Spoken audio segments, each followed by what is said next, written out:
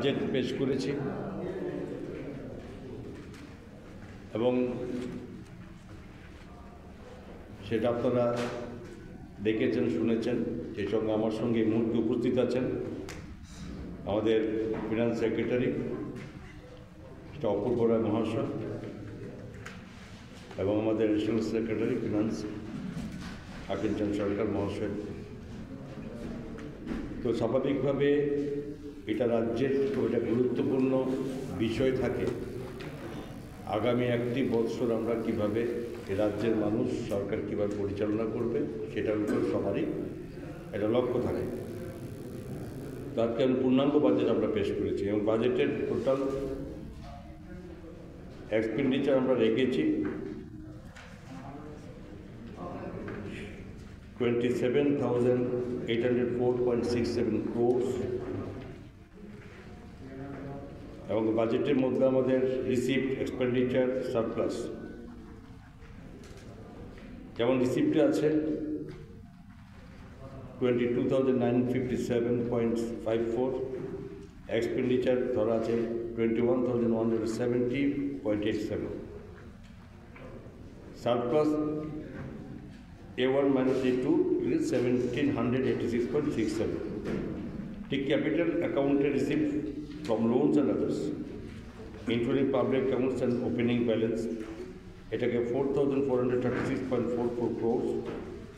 Expenditure 6,633.80. Deficit as a B1 minus B2 2,197.36 crores. Total রিসিপ্টের ক্ষেত্রে A1 plus B1 মিলিয়ে আমাদের total 27,393.98 crores, আর expenditure তো বলেছি যেখানে 27,804.67। টোটাল আমরা আমাদের বাজেট ডেফিসিট 410.69 ক্রোর্স আমাদের রাখা হয়েছে এবং এই টোটাল বাজেট আমাদের রাজ্যের একদম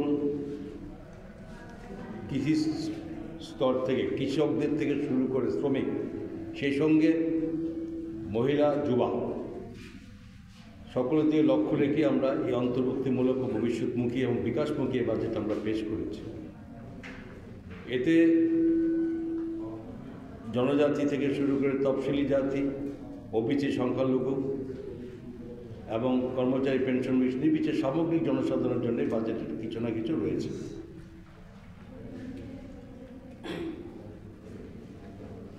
রাজ্যের অর্থনীতি আমাদের ক্রমান্বয়ে বৃদ্ধি পাচ্ছে।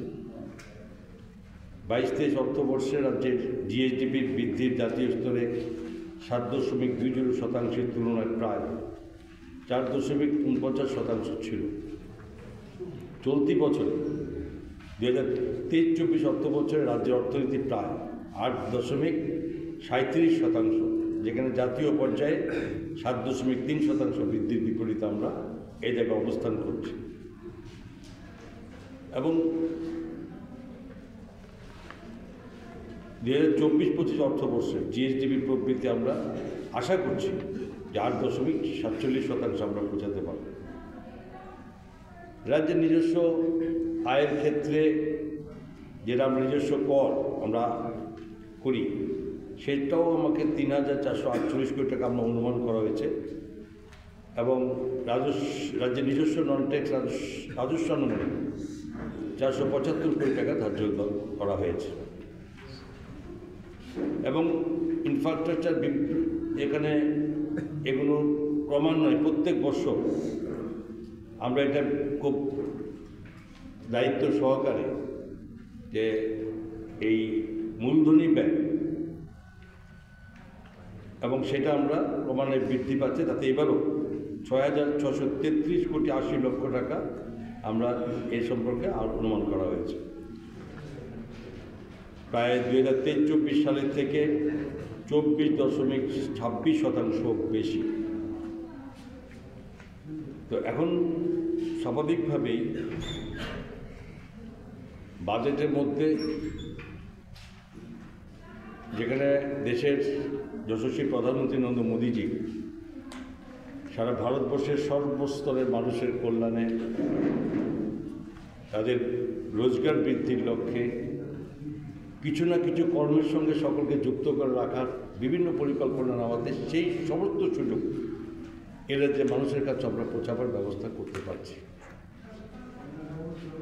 বাজেটের মধ্যে সরাসরি যেমন মানুষের প্রাথমিক যে চাহিদাগুলো সেগুলো যেমন তাদেরকে পূরণ করার লক্ষ্যে এগোতে হয়, তেমনি পার্মানেন্ট সলিউশন, যেখানে এটা স্থায়ী কোনো ব্যবস্থাপনা, এটা আমাদের এই সরকারের লক্ষ্য। গতবার আমরা করেছি, এবছর আমাদের লক্ষ্য যে স্থায়ী কোনো যে ব্যবস্থা, যে রোজগার, বিভিন্ন ইনফ্রাস্ট্রাকচার তৈরি করা, স্কিল ডেভেলপমেন্টের মাধ্যমে নিজের স্বরোজগার করার ব্যবস্থাপনা, তো সেই জিনিসগুলোর উপরে আমরা গুরুত্ব দিয়ে আমরা এই বাজেট আমরা করেছি।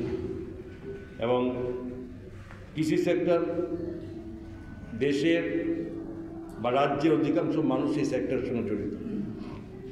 গত বছর আমরা অন্যান্য বছরের তুলনায় কৃষি সেক্টরে যথেষ্টভাবে আমরা গুরুত্ব দিয়ে আমরা বাজেটের প্রবিধান রেখেছিলাম। এই বছর আমরা কৃষি সেক্টরকে যে 1721 কোটি 94 লক্ষ টাকারও বেশি বরাদ্দ করা হয়েছে, যা নাকি 2023-24 সালের বাজেটের বরাদ্দ থেকে 19.88% বেশি। সুতরাং স্বাভাবিকভাবেই এটাকে শক্তিশালী করলে এ রাজ্যের অধিকাংশ মানুষ তাদের অর্থনৈতিক অবস্থা, তাদের রোজগার বৃদ্ধি পাবে।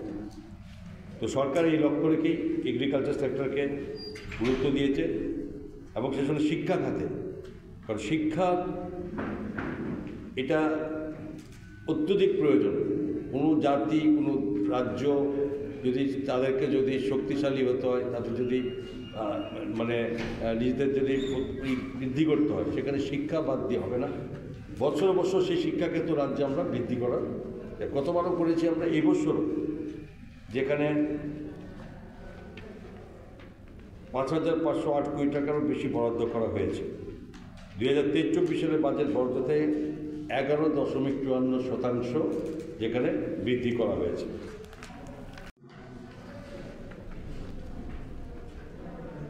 তাছাড়া এছাড়াও বিভিন্ন অন্য ক্ষেত্রে, যেখানে আপনারা সকলে জানেন যে রাজ্যের স্বাস্থ্য পরিষেবা, যেখানে দিনকে দিন বিভিন্নভাবে নতুন যে ব্যবস্থাপনা এই রাজ্যে শুরু হয়েছে, ডেন্টাল কলেজ থেকে শুরু করে অন্যান্য, এর আগেও যেখানে আমরা নিউরো সার্জন করা হয়েছে বিভিন্ন রকমভাবে। আজকে বর্তমানে এ রাজ্যে ক্যান্সারের ট্রিটমেন্ট আমাদের রাজ্যে হচ্ছে। সব কিছু ছাড়িয়ে যেখানে এই খাতে 1,726 কোটি 23 লক্ষ টাকা বরাদ্দ করা হয়েছে। এবং সঙ্গে একটা জিনিস আপনারা অটোমেটিক সকলে জানেন যে রাজ্যের মানুষের, সর্বস্তরের মানুষের যাতে 100% মানুষ তাদের স্বাস্থ্য এই পরিষেবার সুযোগ পায়, যেখানে দেশের প্রধানমন্ত্রী নরেন্দ্র মোদীজি এই যে প্রধানমন্ত্রী আয়ুষ্মান ভারত যোজনার মাধ্যমে আমাদের এই রাজ্যের আগে এবং পরে প্রায় 5,49,000 পরিবারকে সঙ্গে যুক্ত করেছেন। এর বাইরেও এই রাজ্যের টোটাল 9,65,000 পরিবার আমাদের রাজ্যে আছে এবং বাকি 4 লক্ষ, যেখানে 15,000 পরিবার যে গত 15ই ফেব্রুয়ারি আমাদের রাজ্যের যশস্বী মুখ্যমন্ত্রী প্রফেসর ডক্টর মানিক সাহা মহোদয়ের হাত দিয়ে এ রাজ্যের বাকি অবশিষ্ট 4,15,000 পরিবারকে মুখ্যমন্ত্রী জন আরোগ্য যোজনার আওতায় আনা হয়েছে। প্রধানমন্ত্রীর আয়ুষ্মান ভারত যোজনা যে সুযোগগুলো আছে, যে সুবিধাগুলো আছে, তার অবিকল সেম সুযোগ বাকি 4,15,000 পরিবারের প্রতিটি সদস্য এই 5 লক্ষ টাকা এই চিকিৎসা পরিষেবার সুযোগের মধ্যে আওতা আনা হয়েছে। এবং এটা বলতে দ্বিধা নেই, এই যাবৎ যত রকম স্কিম এই রাজ্যে চালু হয়েছে, কখনো আগে বা মাঝখানে বা আজকে পর্যন্ত এমন কোনো স্কিম হয়নি যে স্কিমে 100% মানুষ তার সঙ্গে তাদেরকে যুক্ত করা গেছে। সেটাই একমাত্র মুখ্যমন্ত্রী এই জন আরোগ্য যোজনার মাধ্যমে এই একটি সুবিধা স্বাস্থ্য পরিষেবাতে যেখানে 100% মানুষ এর সঙ্গে যুক্ত করার ব্যবস্থা করে দেওয়া। এছাড়াও মানে কৃষিক্ষেত্রে বলেছি, এবং এবার আমাদের এআরডিডি ফিশারিজ ক্ষেত্রেও যথেষ্ট রকম বিভিন্ন সুযোগ রাখা হয়েছে, এবং শিক্ষাক্ষেত্রে এর মধ্যে আপনারা জেনেও গেছেন দুটি বিশ্ববিদ্যালয় সেখানে আমরা শুরু অলরেডি হয়ে গেছে। আরেকটি ত্রিপুরা সুন্দরী মুক্ত বিশ্ববিদ্যালয় স্থাপন করা হবে। তো শিক্ষাক্ষেত্রে এইভাবে ব্যবস্থা করেছে। স্বাস্থ্য পরিষেবাতে বারবার বলেছি বিভিন্নভাবে যে জীবিতে বিভিন্ন শয্যার সংখ্যা বাড়ানো হচ্ছে। এর বাইরেও যাতে তফসিলি জাতির ক্ষেত্রে বিভিন্ন ছাত্রছাত্রীকে সুযোগ দেওয়ার ব্যবস্থা করা হয়েছে।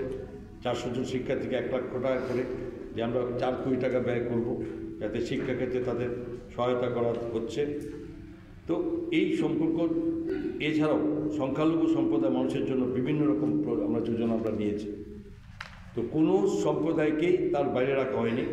ওবিসির জন্য আমরা যথেষ্ট মানে বিভিন্ন ব্যবস্থা নিয়েছি। এবং সবচেয়ে বড় কথা যে জনজাতি অঞ্চলের যে সুযোগের জন্য তাদেরকে এইবারে আমাদের বাজেটের টোটাল বাজেট তার থেকে 39.93% টাকা ধার্য করা হয়েছে। যেমন ধরুন তাদের একটা ডাইরেক্টলি TDADC-কে যে সরাসরি একটা টাকা প্রদান করা, যেখানে নাকি তাদের বিয়েতের পঞ্চম রাজ্য অর্থ প্রতিষ্ঠানের অধীনে কর অংশ থেকে বিভিন্ন রকম, সেটা গতবার আমরা করেছি কত 6,672 কোটি টাকা ডাইরেক্টলি তাদেরকে তাদের ফান্ডিং দেওয়া, এবং সেটাকে এবার 698 কোটি 68 লক্ষ টাকা আমরা দিয়েছি। শুধু এটা ডাইরেক্ট টাকা না, কিন্তু এর বাইরেও যে সাবপ্লেনগুলো 14টি সাবপ্লেন আছে, তার মাধ্যমে আমরা যে টাকা দিয়েছি সেই টাকা এবং এই টাকা মিলিয়ে 39.93% টাকা এই জনজাতি অঞ্চলের মানে তাদের ডেভেলপমেন্টের জন্য দেওয়া হয়েছে। তো এইভাবে সবগুলো ক্ষেত্রে আমরা এবার বাজেটে প্রবিধান রেখেছি। Subscribe to Tripura Info and press the bell icon so that you never miss any latest updates and news on Tripura.